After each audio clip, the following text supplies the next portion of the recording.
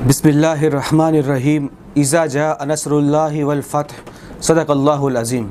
मेरे तमाम देखने वाले नाज़रीन अस्सलाम वालेकुम। आप देख रहे हैं मेरा यूट्यूब चैनल, मैं हूँ शिराज़ मुग़ल। क्या महमूद गज़नवी ने हिंदुस्तान में लूट मार की थी? क्या महमूद गज़नवी ने ये नहीं कहा था, दुनिया को ख़बरदार किया था? तारीख़ के अंदर इस चीज़ की गवाही मिलती है कि महमूद गज़नवी ने कहा था, दुनिया मुझे बुत शिकन के नाम से जाने, ना कि बुत फरोश के नाम से। क्या महमूद गज़नवी ने सोमनाथ के मंदिर तोड़े थे? आज की इस वीडियो में आपको बताता हूँ।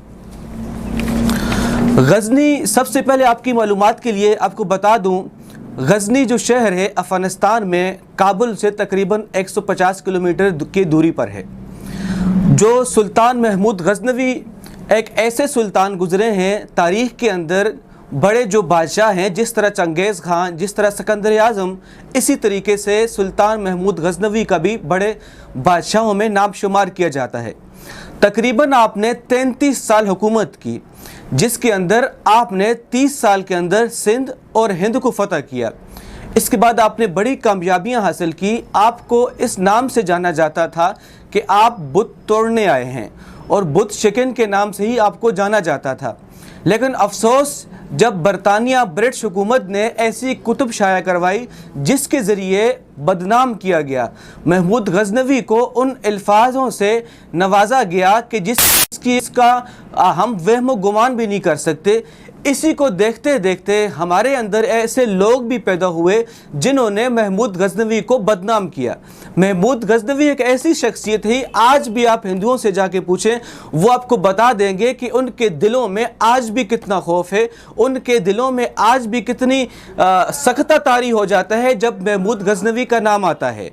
तो सबसे पहले मैंने जो वीडियो में कहा, क्या महमूद गज़नवी हिंदुस्तान में लूट मार करने आए थे, ये जो अल्फाज हैं, आज हमारी मशहूर यूनिवर्सिटी जो अलीगढ़ यूनिवर्सिटी है, इसके अंदर से एक प्रोफेसर ने ये 1978 के अंदर एक किताब शाया की, जिसके अंदर उसने वाज़ेह किया, मुसलमानों को ख़बरदार किया, मुसलमानों को बताने की कोशिश की। उसका अपना नाम मोहम्मद अली था। उसका अपना नाम मोहम्मद अली था। ऐसा नाम रखा था जिसकी वजह से ताकि लोग सुने और मुसलमान सुने, मुसलमानों को ये पता चले ये भी मुसलमान है।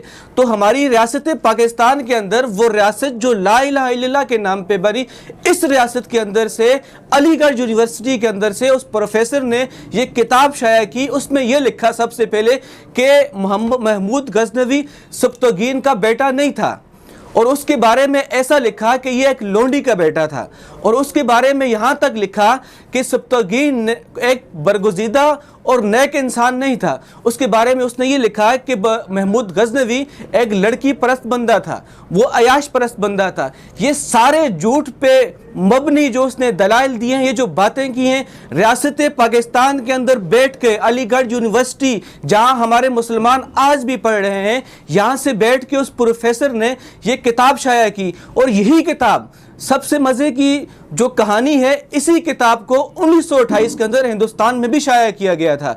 जो किताब बरतानिया ने हिंदुस्तान के अंदर शाया करवाई, वही किताब महमूद गज़नवी के ख़िलाफ़ पाकिस्तान के अंदर, रियासत पाकिस्तान के अंदर जो रियासत ला इलाहा इल्लल्लाह के नाम पे बनी, जिसको इस्लामी जमहूरिया पाकिस्तान कहा जाता है, उस रियासत के अंदर इसी किताब को दोबारा शाया करवाया गया, जिसमें महमूद गज़नवी के ख़िलाफ़ प्रोपोगंडे किए गए। जो लोग ये कहते हैं कि लूट मार करने आया था, तो आज भी मैं कहता हूं, जाके आप हिंदुओं से पूछो, हिंदुओं के जो बड़े अहले इल्म रखने वाले लोग हैं, उनसे आज भी जाके पूछो, उनके सामने महमूद गज़नवी का नाम लो तो पता चल जाएगा क्या वो लूट मार करने आया था। दूसरी बात पे मैंने ये कहा था, क्या महमूद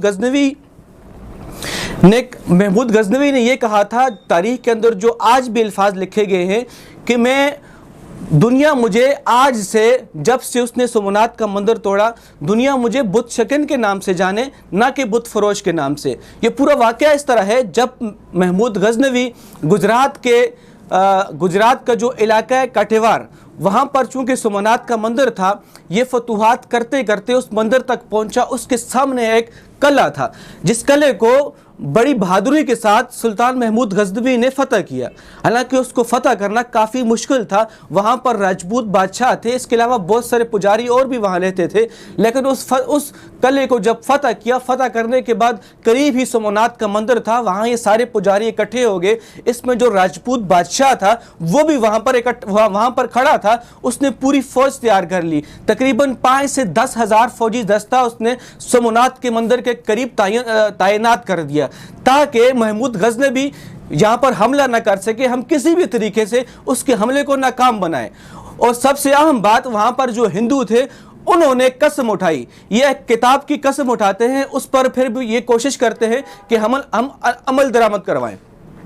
ایک قسم اٹھا لی کہ جب تک ہماری جانیں ہیں ہم اس مندر کو نہیں توڑنے دیں گے، اور ان ہندوؤں کا کتنا کمزور مذہب ہے آپ یہاں سے تعین کر لینا۔ سب نے مل کے عہد کر لیا کہ ہم کسی بھی صورت میں، قسم اٹھا لی اس کتاب کی کہ ہم مندر نہیں توڑنے دیں گے، ہم قتل ہو جائیں گے، مر جائیں گے، ہم مندر نہیں توڑنے دیں گے۔ لیکن جب بھی شیر جنگل کے اندر آتا ہے، گیدڑ کتنی کوششیں کر لیں ان گیدڑوں کو بھاگنا پڑتا ہے۔ جیسے ہی سلطان محمود غزنوی نے حملہ کیا، پے در پہ حملہ کیا، بالآخر میں آپ کو مختصراً بتا رہا ہوں، بالآخر اس مندر کو فتح کر لیا۔ اب مندر کے اندر جیسے ہی سلطان محمود غزنوی داخل ہو رہے تھے، پجاریوں کی لائن لگی ہوئی تھی، پجاری ہاتھ جوڑ کے کھڑے ہو گئے، وہی ہندو جو پہلے کہہ رہے تھے کہ ہم فتح نہیں ہونے دیں گے، ہم مر جائیں گے، کچھ بھی کریں گے، بت گرنے نہیں دیں گے۔ پھر وہی پجاری کچھ تو بھاگ گئے جنہوں نے قسمیں اٹھائی تھی، ان میں سے کچھ پجاری وہاں بچے تھے، وہ ہاتھ جوڑ کے کھڑے ہو گئے۔ اب سلطان محمود غزنوی اندر آیا، آ کے کہنے لگا، اور اس نے جب دیکھا اوپر سونے کی زنجیریں ہیں، پھر جو وہاں پہ گھنٹیاں، جو باجے، آج بھی دیکھیں آپ مندروں کے اندر جو گھنٹے بجائے جاتے ہیں، سومنات کے مندر کے اندر اس وقت وہ جوہرات سے بھرے ہوتے تھے، وہ جو گھنٹے تھے وہ اس وقت بجاتے تھے، ایک ٹائم مخصوص تھا، ان کی عبادت کا ٹائم مخصوص کیا ہوتا تھا کہ اس ٹائم کے اندر یہ گھنٹے بجیں گے۔ لیکن سلطان محمود نے جب تفصیلات لی ان سے تو انہوں نے پہلے انکار کیا، پھر ان کو کہا آپ بجاؤ گے یا نہیں بجاؤ گے؟ تو جیسے ہی سلطان محمود کا غصہ دیکھا تو گھنٹیاں بجانے شروع کر دی، اور پھر دکھایا کئی 100 لوگ اس زنجیر پہ کھڑے ہو کے اس زنجیر کو کھینچتے تھے، اس کے بعد وہ گھنٹے بجتے تھے۔ تو جیسے ہی گھنٹے بجنے شروع ہوئے، سلطان محمود غزنوی ہنسے اور کہنے لگے تمہارا یہی مذہب ہے کہ آج تم اپنے بت کی جگہ تم میری تعظیم زیادہ کر رہے ہو؟ حالانکہ کسی بھی مذہب کے اندر سب سے پہلے جو اس کا خدا ہے اس کی بات مانی جاتی ہے، آج تم اپنے خدا کو چھوڑ کے میری بات کو ماننا شروع ہو گئے۔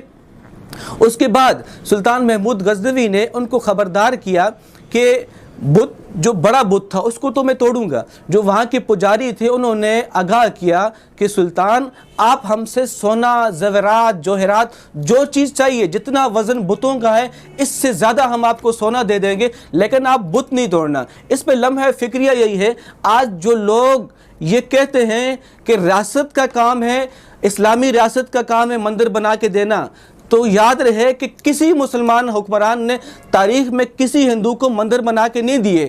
ہر رعایا کا خیال رکھنا، حکومت کے اندر جو رعایا چاہے وہ ہندو کیوں نہ ہو، خیال رکھنا ریاست کی ذمہ داری ہے، لیکن یہ ذمہ داری کسی نے کبھی تاریخ میں نہیں بتائی کہ ہندوؤں کو مندر بنا کے دیا جائے یا گرجا گھر بنا کے دیا جائے۔ تو جیسے ہی سلطان محمود غزنوی نے پھر جیسے ہی وہ ایک گرز منگوایا اور بت کو توڑنا چاہا، تو اس سے پہلے ہندوؤں نے آفر کی، جو پجاری تھے، ہم آپ کو سونا، جوہرات، ہر چیز آپ کو دے دیں گے، لیکن آپ بت۔ مسلمانوں کا عظیم لشکر مندر کے باہر کھڑا تھا، وہیں اندر سلطان محمود غزنوی پجاریوں سے بات چیت کر رہے تھے، سمجھا رہے تھے کہ تم اس کو کیسے خدا مان سکتے ہو جو خود حرکت نہیں کر رہا، وغیرہ وغیرہ سمجھانے کی کوشش کر رہے تھے۔ پجاری صرف ایک ہی بات پہ کھڑے تھے کہ اے سلطان، آپ ہمارے اس مندر کو، اس بت کو نہ توڑیں، ہم آپ کو سونا دے دیں گے، جوہرات دے دیں گے، ہیرے دے دیں گے، آپ جیسا کہیں گے ہم آپ کو بت جتنا وزن اس خدا، وہ اپنے لفظوں میں خدا کہہ رہے تھے، جتنا اس کا وزن ہے اس کے برابر آپ کو ہم سونا اور جوہرات کہہ دیں گے، آپ کو دے دیں گے۔ تو یہی باتیں سلطان محمود غزنوی سنتے رہے۔ پھر آخر آپ نے بہت زبردست الفاظ کہے جو میں آپ کو اس ویڈیو میں بتا رہا ہوں۔ آپ نے کہا تم نے اسے خدا کا عام اثر بنا رکھا ہے، مسلمان اس کفر و ضلالت کو برداشت نہیں کر سکتا۔ یہ جو شرک کے اڈے ہیں اس کو مسلمان برداشت نہیں کر سکتا۔ یہ رہتی دنیا تک کے مسلمانوں کو باخبر کیا کہ جہاں شرک کے اڈے ہوں، جہاں یہ ضلالتیں ہوں، مسلمان اس کو برداشت نہیں کر سکتا۔ میں مسلمان ہوں، سچا اور پکا مسلمان ہوں، دولت کا لالچ میرے اعتقاد اور میرے قدموں کو نہیں ڈگمگا سکتا۔ یہ کہتے ہی سلطان محمود نے اللہ اکبر کا نعرہ لگایا اور گرز اٹھا کر پوری طاقت سے سومناتھ کے سر پر حملہ کیا اور وہ بت کو توڑ دیا۔ بت پاش پاش ہو گیا، تقریباً 8 ٹکڑے ہو گئے بت کے۔ پھر اس بت کے ٹکڑوں کو جیسے ہی انہوں نے توڑا، اس کے اندر سے یہ لوگ سونا زیورات وغیرہ وغیرہ رکھتے تھے، وہ اندر سے باہر گرنے لگا۔